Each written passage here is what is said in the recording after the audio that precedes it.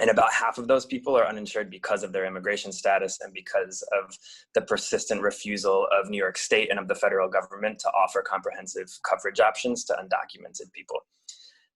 So the reason we call out the state and the federal government when we're thinking about health insurance coverage is that there's a lot of things that New York City and that any municipal government can and should do, but provide health insurance coverage and make people eligible for health insurance coverage is actually not one of those things. So what can the city do? Well, one thing is that in New York City, we're lucky to have the health and hospital system, which is the oldest and the largest public healthcare system in the entire country. It's been around for a very, very long time, and it has a fairly long-standing program known as Health and Hospitals Options, or what used to be called HHC Options, which is a sliding fee scale where anyone, regardless of immigration status, regardless of insurance, can pay reduced fees for different services depending on what their income is. We also in the city, as in the state and the rest of the country, have a really solid network of community health centers that provide care to people regardless of immigration status. So we already in the city, prior to NYC Care, have had and continue to have this really strong network of a public health care system and community health centers. But in part because of a lack of health insurance, in part because of language access barriers, in part because of a number of other things that we'll get to a bit later, access has remained a really severe problem. And so much earlier on in the de Blasio administration, the mayor convened what was called the Mayor's Task Force for Immigrant Healthcare Access. Some of the groups on the call, including the NYC and many others, I imagine were part of that task force that put together a report that was published in 2015. And it mentions a number of different types of recommendations related to providing culturally and linguistically responsive care, improving language access in healthcare settings in New York City. And then it makes a recommendation around what's known as a direct access program. So if you look on the bottom left of the screen, the specific recommendation was to create a direct access healthcare program to provide uninsured immigrants and others with access to coordinated primary and preventive healthcare services. The initial step to put that recommendation into action was the creation of a very, very small and time-limited pilot called Action Health NYC. It ran from the summer of 2016 to the summer of 2017.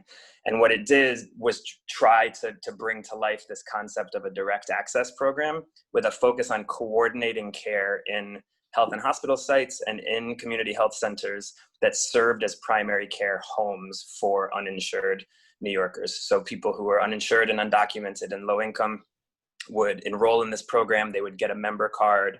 They would be assigned or choose a primary care home from a limited number of places, and that primary care home would then help them coordinate all of the healthcare that they needed. But like I said, it was really small. It only included about 2,500 people. So 2,500 people out of a population of 300,000+ people who are undocumented and uninsured in the city. And it only lasted for a year, which was really problematic because it left us with a big gap in time that I'm going to talk about in a second. But the other thing I want to call out and really the focus of this entire conversation today is that the Action Health NYC program included contracted outreach partners that were community-based organizations to help people learn about Action Health NYC and then enroll in the pilot. So it was a great success. There was a study done about it that demonstrated that people had improved access to preventive services, got care more quickly, and were more satisfied with their care. Next slide, please. But even though the task force had recommended it, the pilot was run in a very controlled manner to measure the outcomes. The outcomes demonstrated very, very clear success. It was only a pilot program. It was largely privately funded. And when the pilot ended, the program ended for all practical purposes. Action Health NYC ceased to exist. And so starting in the summer of 2017 and for all of 2018, we had a situation where despite the improvements of Action Health NYC, we went back to not having a direct access program for uninsured and undocumented New Yorkers, which is a real problem and was something that at the NYC and with many partners, including a lot of people on the phone, we continued to push for there to be a permanent program that put into place the lessons of Action Health NYC and that honored the recommendations of the task force. And we frankly didn't get very far. We had conversations with health and hospitals. We had conversations with City Hall. We talked with community health centers about what the structure of a future program should look like and what the components of it should be. And we still went over a year and a half with no movement, really, no functional commitment from the city to carry forward the commitment of the task force. Next slide, please.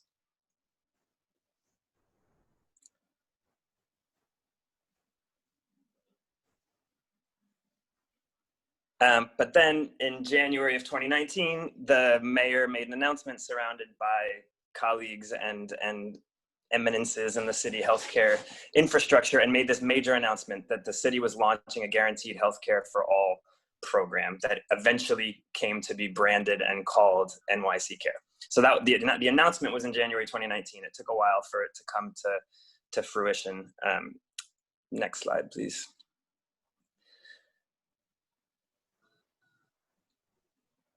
But it did come into existence. So what is NYC Care now after this announcement by the governor, by the mayor rather?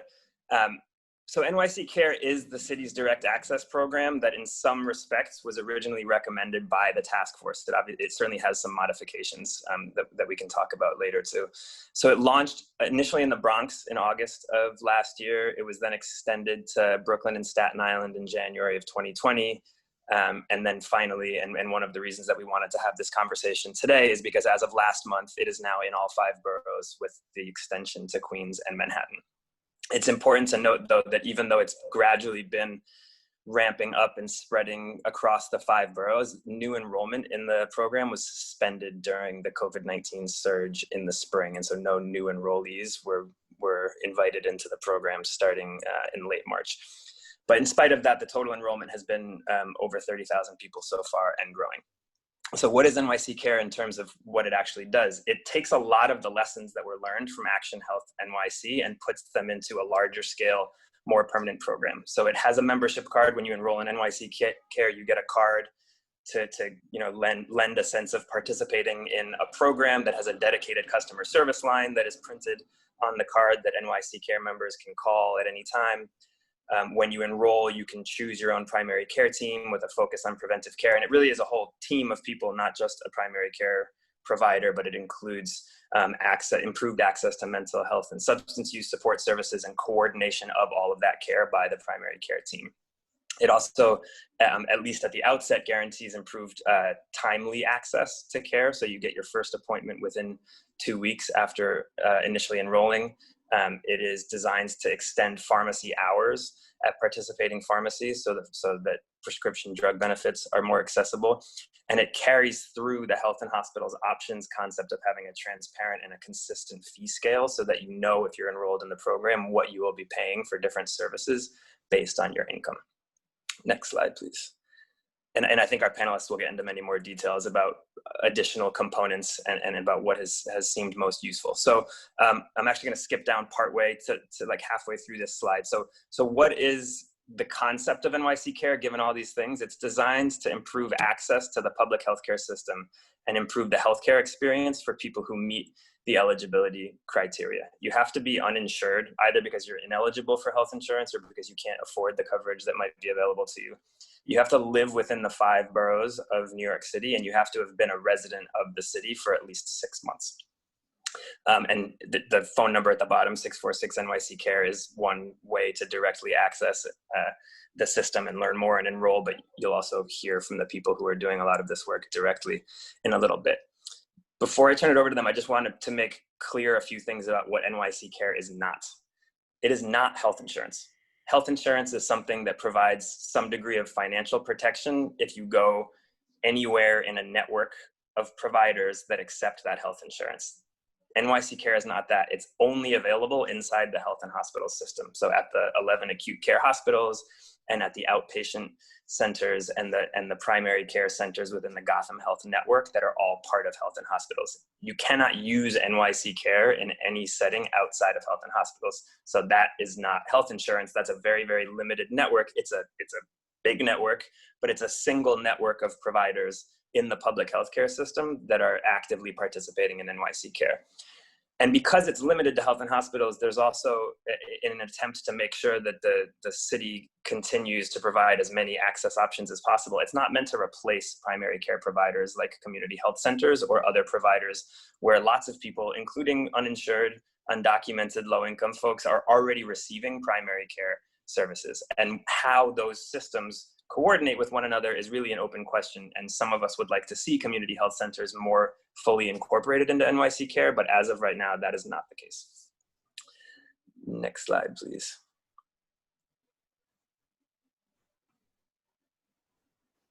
So that's really the end of the presentation, and I think you'll hear a lot more about the information about the program and get more information about it from the people who are actually working on this day to day, which are on the call today, several NYIC members who have been actively participating as CBO partners that are contracted with health and hospitals and with the NYC Care program to do outreach around this program. So the logos that you see on the screen right now are the CBO partners that have been working in the Bronx and Brooklyn and Staten Island. And then if we go to the next slide, it includes the providers that were more recently added to provide the same type of services in Queens and Manhattan, a lot of whom you're going to hear from today. And this is really the core part of this program, is to be reaching out to the communities that have historically been very excluded from the healthcare system. It is these community-based organizations that are doing the outreach and getting the word out and helping people enroll that are actually making the NYC Care program functional. So I'm going to turn it over to my colleague Sungun to lead us through a panel discussion with them. Thanks, Max, and thanks everyone for joining. Teresa, I just want to do a time check. How much time can we go till, just so that I have a sense? So it's 1:20. I would say 25 minutes, Sungwon, but like until about like 1:45. Great.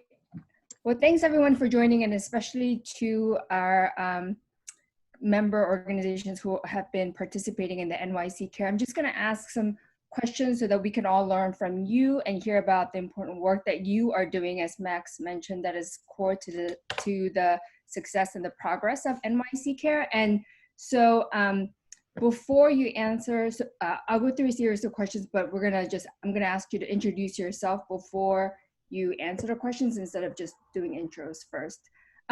So the first question is, this is for all the panelists. If you can briefly describe how uninsured community members have access to healthcare or in your area. So anyone can go in a particular order, but just give us a little sense of what is the state of access to healthcare for the folks who are uninsured in your community. Hey, I can go first, definitely. So hi everyone, my name is Jasmine. I'm the Health Outreach Coordinator. I'm STECA organization, and we are based in Sunset Park, Brooklyn. So our community, the majority of people we serve do not have access to healthcare insurance due to their immigration status. We mostly work with immigrants, Spanish-speaking immigrant communities in Brooklyn. So over the last couple of years, we have seen a great number of people enrolled in a low-cost sliding fiscal healthcare program based on their income. But even with the implementation of these programs, we still have a great number of people who doesn't have healthcare services. And so which means that those who lack healthcare services, the ER is primarily a way to get healthcare access. So I think that's a way of our community members to get access to some healthcare services. And Jasmine, one follow-up question is, do members in your community, do they know about NYC Care? Have they heard of NYC Care? What is your sense? Okay, so we have been working for the last couple of months, and no, majority, I would say like 80% of community members doesn't know about NYC Care. So that's really surprising. I think they've been more I would say majority of people are more, they have known for the H&H program. There's the program that are more, yeah, I think that's a problem that they're more about, the H&H. And one last question for you, Jasmine. When did you start working on the for outreach around NYC Care? So we started back in February. Okay. And then the pandemic happened. I think we only got to do a 2-month outreach with the community, and then the pandemic happened, and then we started working again back in September.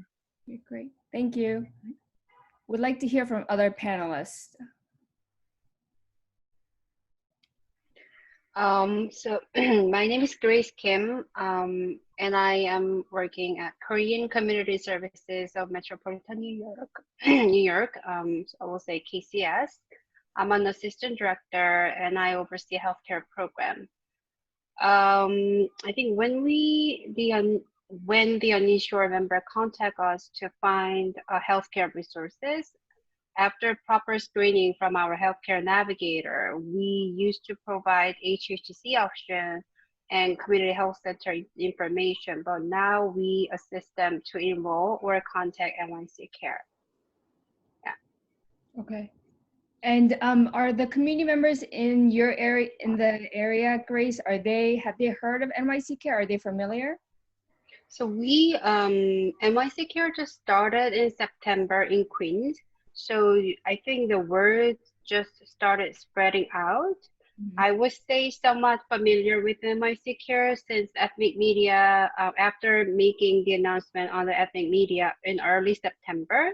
So we are getting phone calls about NYC Care, but still we do need to reach out to our community further for NYC Care information, but I think somewhat familiar. And did you start in September for your contract with NYC Care, Grace? Yes. So okay. We started going out in September. Okay. Michelle, I think you wanted to go next. Go ahead. Hi, everybody. My name is Michelle Molina from El Centro de Limigrante. And for El Centro, the focus has been the uninsured community. Our members actually, the outreach has been through our help centers, even through COVID-19, and working one-on-one, the navigators with clients, even remotely with the phone lines that we've been providing and that have been assigned for the specific purpose of having a successful engagement.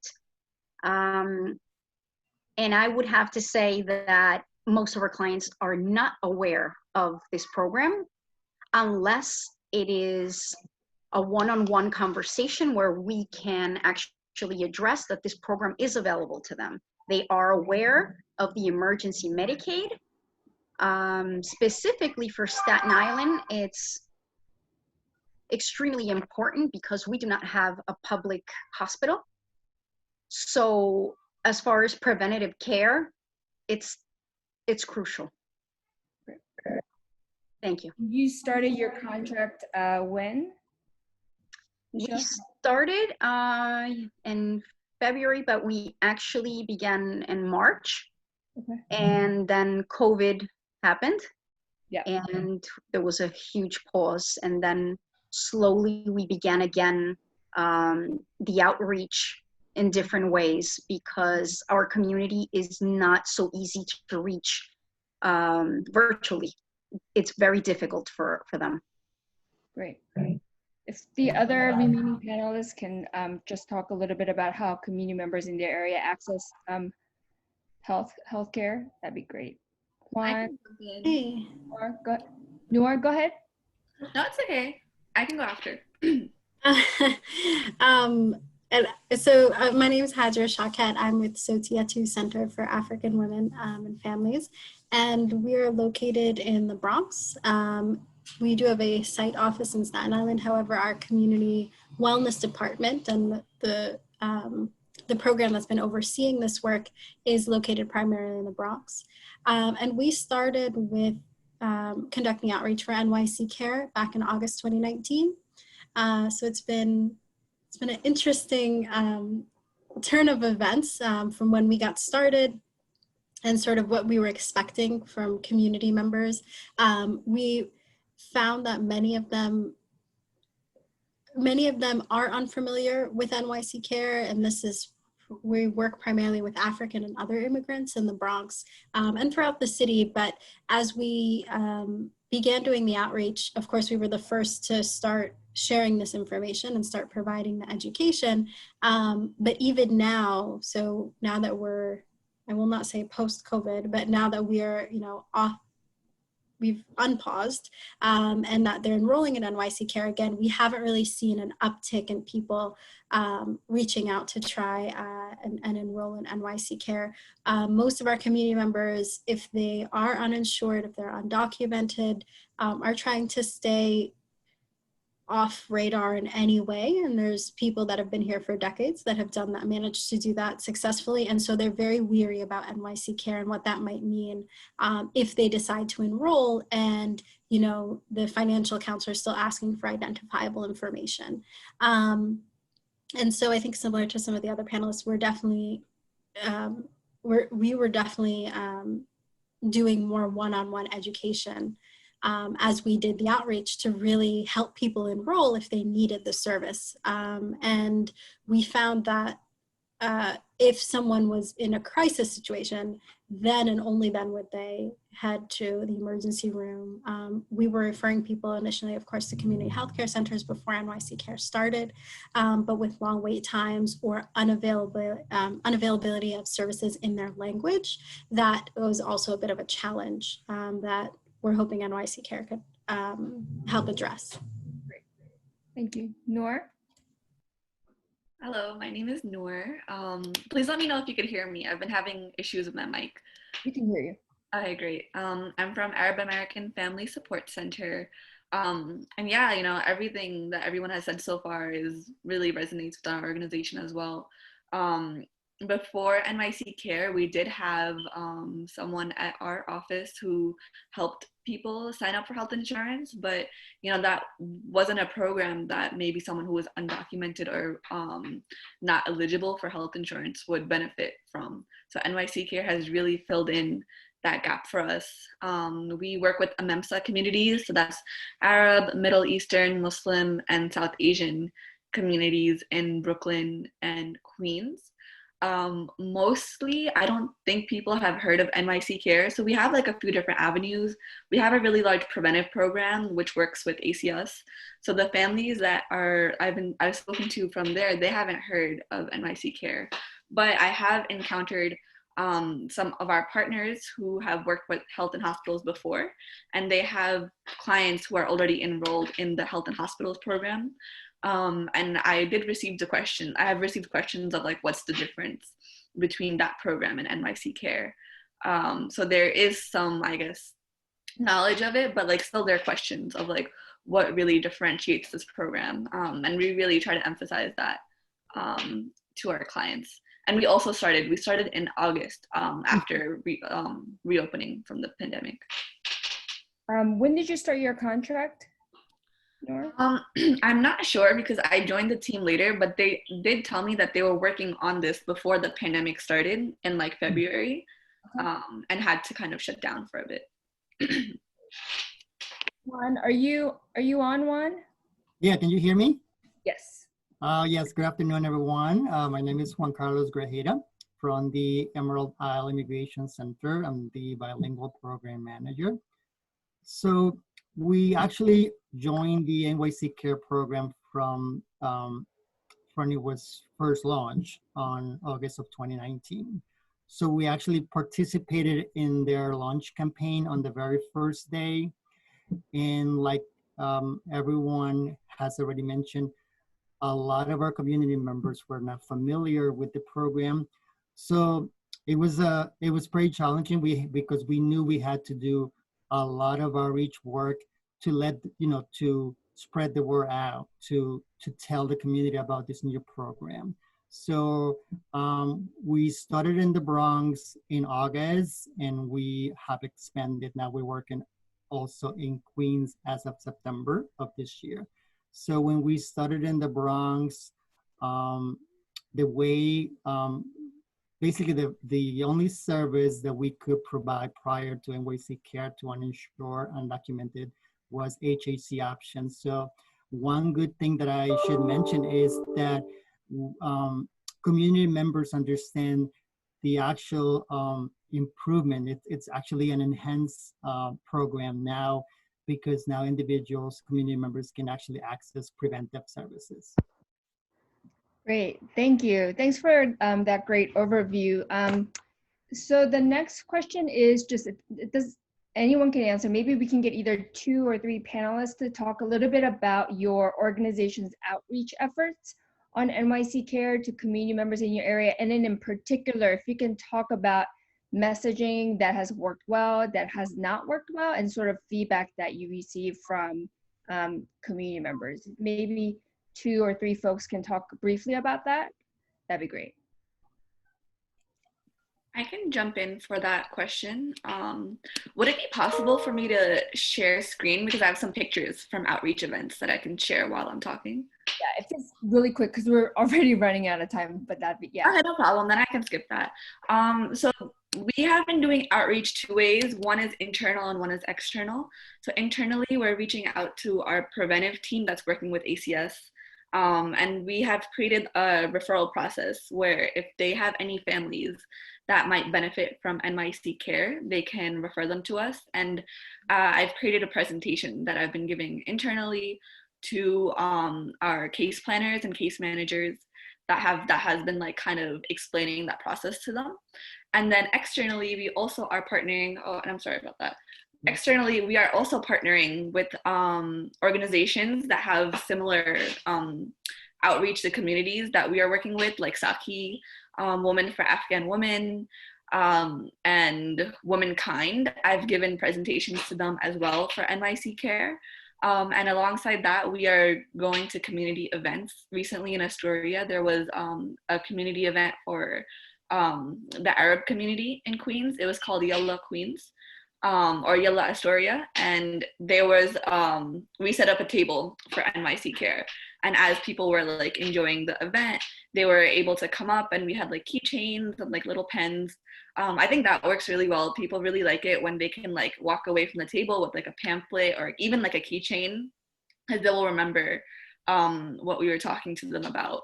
I think the most effective has been one-on-one interactions, where I've been able to speak with people one-on-one on NYC Care, because they have specific questions relating to people in their lives or people they know that might be that might benefit from this program. Great.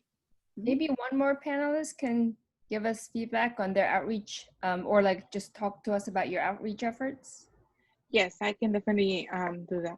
So Mixteca honestly thrives to strategically conduct outreach, and for us specifically through social media is really important. That's how we tend to reach the most of our community members. And I feel like since most of our outreach efforts was really during the pandemic, we actually found that many of the community members reach out to us in many ways that we didn't think they will actually reach out, such as Facebook. And given the situation that Mixteca is based in Brooklyn, and we also have other community members from the Bronx, Manhattan, so really Facebook Live, that was such a great tool to really spread the word about NYC Care. So we usually kind of like implement workshops from different topics. So for example, we usually do like workshops about chocolate para el pan, which translates to chocolate for, I'm sorry, it's chocolate para el alma, which translates to chocolate for the soul, which basically combines different topics of mental health and the importance of getting checked with the doctor. And that's how we implement, and that's how people learn about NYC Care. So really it's learning what the community is interested in trying to do workshops that will actually grab their attention. And then at the end, we will definitely tell them about NYC Care and other services. So this is a question for all of the panelists. What aspects of NYC Care do you think community members find appealing? Is it I know some of you talked about like there being some confusion around HHC option, but do you think it's the 24/7 customer service line, the extended pharmacy hours? Just what do you think it is?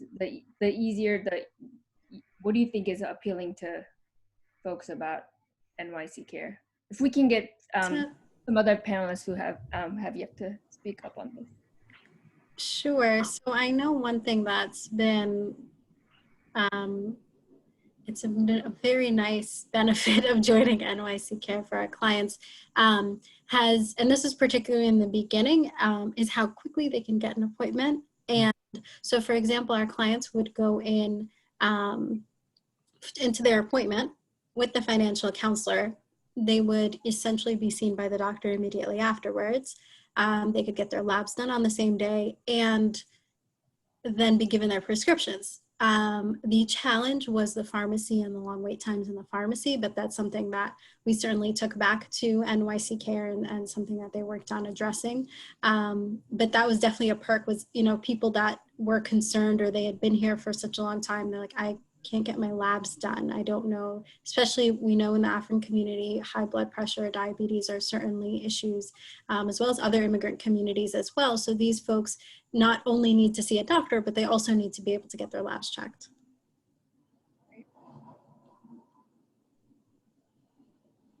Grace, Michelle, Juan, you want to talk a little bit, if you can share. Juan, go ahead. Sure. So I totally agree. So one great benefit of this program, especially prior to COVID, was the fact that individuals were able to get that appointment, that initial appointment, which is the appointment with the primary care physician. But not only the appointment with the primary care physician, but also were able to get appointments with specialists. Well, as we know, prior to NYC Care, community members had to wait a long time. So this is a great benefit now with the program that that they're able to get that initial appointment with the primary care physician, and they can also do the follow-up appointments with specialists if needed. Juan, just a follow-up question. What was the time period where the patient who saw primary care was able to see a specialist? Do you have any? Prior to COVID was about 2 weeks. So basically you would help the individual enroll in the program, and then in the same phone conversation, they could speak with the financial counselor and then make the appointment with the PCP. So in my experience, it was between anywhere from 1 to 2 weeks. Right now it's, I would say, between 2 to 4. It would depend also on the hospital that they choose. Great. There's one question related to this from the chat is, can maybe one or two panelists talk a little bit more about program implementation at the organization?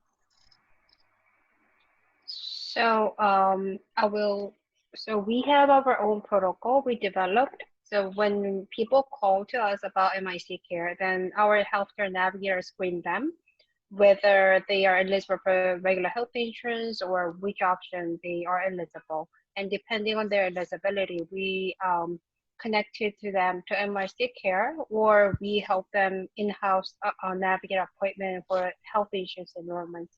If they need interpretation service, then NYC Care do provide language line. However, if the client comes up with us, then we designated one staff for the interpretation. So we initiate the conference call with a three-way call with the client and the NYC Care staff. And we walk through all the process with the patient. So that way that we know, I mean, they get the PCP appointment and also financial advisor appointment as well. That's our program implement. And also we go outreach with the T2 team, and then our internal census team, and also COVID virus G2 team. So we go out like a grocery shopping center, and like on the train station, we go almost like every day, like weekly, 4 or 5 times a week now. Yeah. If there's a organization whose program implementation is drastically different than what Grace shared, would you like to talk a little bit about your program implementation? No. Is it similar to for the rest of you? Juan, Michelle, Hedja? Okay, great. So let's talk a little bit more about with all of you about who's enrolling in NYC Care. So in your opinion, this is for all of you, who is enrolling in NYC Care? Are these folks who already linked to HA's, health and hospitals, or are these folks who don't have access to regular, health services, or are they enrolling in NYC Care through someone else or some other, avenues or communication? Jasmine, can I call on you if, maybe it's a little too early, but I just want to make sure we hear from, folks as much as possible. Sure, I can definitely go. So Mixteca serves primarily low-income and Spanish-speaking immigrant communities, whom majority of them are undocumented. So this tells us 2 things. So one is that they are not eligible for health insurance. So 80% of the people we serve doesn't have any type of health plan. So in the past, we have some instances where the communities haven't seen a primary doctor for over 7 years. And now they're seeking help because they are experiencing pain or other abnormality. So I would say that 50% of the people who are enrolling to NYC Care have some sort of a skill program in the hospitals, but not the and I will say that most of the people who are enrolling to NYC Care are women. Okay. And Jasmine, and for what, which communities are your priorities for outreach? Yeah. So Mixteca is pushing more efforts to have a better comprehensive outreach strategy to reach the most vulnerable communities, such as community members who speak an indigenous language. We primarily have a large population who speak Mixtec, Mije, and Quiche. So we have so these communities have a huge obstacle to access healthcare services. And the other one is that I feel like the rate of men enrolling to NYC Care, it's really, really low. So that's another priority that we're trying to reach those certain groups. Go ahead, Juan. Thank you. Oh, okay. So one portion of the population that actually have benefited from this program are actually parents. And the reason why I'm saying that is because when we enroll children in their health insurance, we actually tell them about this program. Actually, did you know that you can also enroll in the program? So basically, we try to target, following Jasmine's message, we try to target the mothers first, so that the mother can enroll and also encourage the husbands, the fathers. So that actually has been a very successful population, parents, because when they go to enroll their children, we actually inform them about the program that they can actually benefit as well. And Juan, which communities are your priorities for outreach? So when it comes for the Bronx, because we're located in the northern part of the Bronx, it's just basically the northern part of the Bronx. Now that we're working in Queens, basically our office is located in Woodside, so all of the surrounding areas, which is a lot of, it's a great immigrant population. I would say Sunnyside, Woodside, Jackson Heights, Corona, Elmhurst, that part of Queens. Great. Can we hear from one more panelist about how folks, who's enrolling in NYC Care in their communities and how they're learning about it? Nor, Grace? I think Michelle wanted to go. Michelle, sorry, I'm not seeing you on my. No, that's okay. So needless to say, in our current administration, public charge and constant changes, the key factor for the enrollment is in the process of enrollment is always having people's trust. And when they know that they can trust you as an organization because they come to you for other services, that's when we open the door basically, and they'll come in to understand that, yes, they can trust us in something else. So if they are coming to, for example, renew food stamps, exactly the same way as Jasmine was mentioning, Juan, this is a great opportunity because they already trust us with this, and we can offer, well, what about the health insurance? What about you? Now we have something else to offer, finally. And we are located in the north side of the island. And we have a really large population of a Mexican community, but we are constantly trying to reach out to other communities as well. And we're looking to expand as much as possible. And it is working slowly, but we do have a little bit more trust from some communities than others. Thank you. I know all of you touched on this a little bit about the impact of the pandemic on your work, especially those of you whose contract started and had to be put on hold. So let's just talk about that a little bit. And I want to start off with CBOs in the Bronx, Brooklyn, and Staten Island. How did the pandemic impact your work specifically around NYC Care? And how did you communicate with your community members about NYC Care being on pause, or how did you navigate that? Sure. So we're in the Bronx.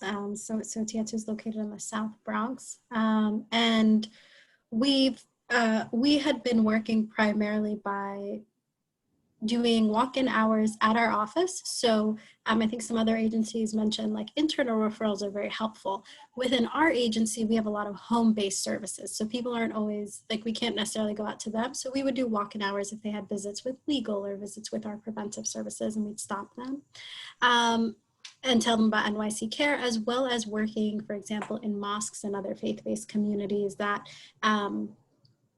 just going out to where people are actually congregating and letting them know about Sotiatu. About NYC Care and Sotiatu at the same time. And so when COVID happened and we sort of had to shut down, we could no longer do walk-ins. So we didn't have sort of this pool of people ready. We knew they were already coming for services. How do we access them?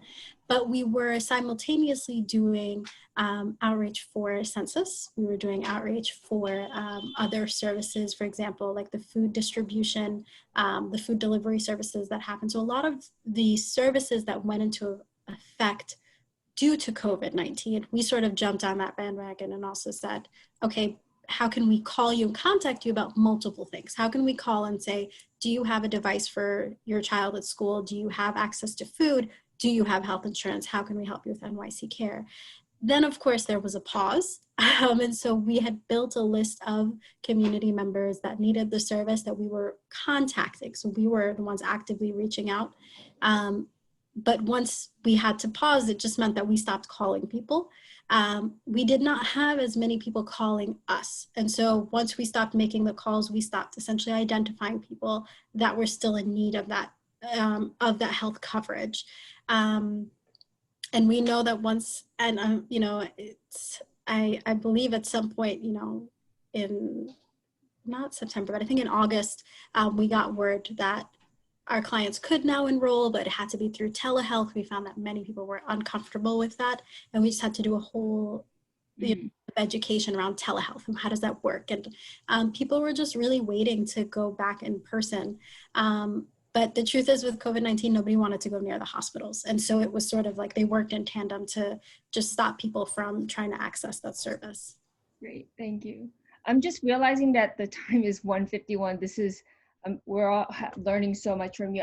So I wanted to pivot a little bit and just ask this one closing question, and maybe 2 or 3 of you could answer, maybe one. Or what approach on sustainability would you recommend that is really important to keep in mind that that this program maintain beyond these short-term contracts?